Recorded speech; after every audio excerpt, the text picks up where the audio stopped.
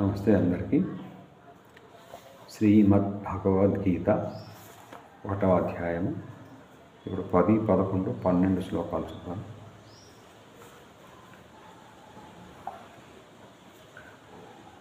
అపర్యాప్తం తథాస్మాకం బలం భీష్మాభిరక్షితం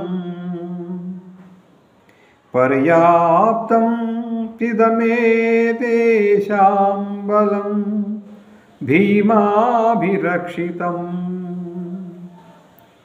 భీష్మ పితామహునిచే సురక్షితము అపరిమితముగానున్న మన సైన్యము అజేయమైనది. భీమునిచే రక్షింపబడుచు పరిమితముగానున్న ఈ పాండవ సైన్యమును జయించడం సులభము. అయనేషు చ సర్వేషు యథా భాగమనస్థితాః భీష్మమేవాభిరక్షन्तు భవంతః సర్వ ఏవ హి.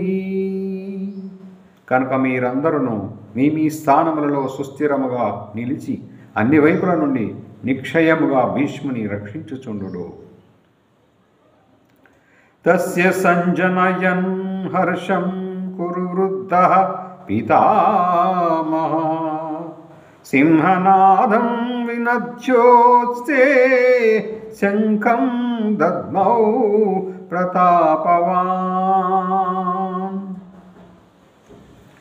కురువృద్ధుడును ప్రతాపశాలియును అయిన భీష్మ పితామహుడు దుర్యోధనుని ఈ మాటలు విని అతన్ని సంతోషపరచుటకై ఉచ్చస్వరముతో సింహనాదమునర్చి తన శంఖమును పూరించెను.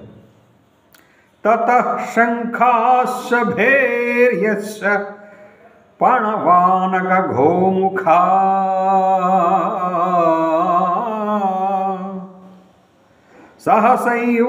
సహసైవాభ్యహన్యంత స శబ్దస్తు ములోభవత్.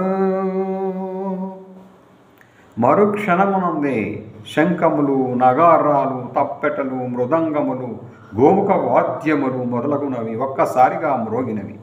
దిక్కులను పిక్కటిల్ల చేయు ఆ వాద్యనాదములు భయంకరములై ఒప్పినవి. 13 కూడా చూసాం.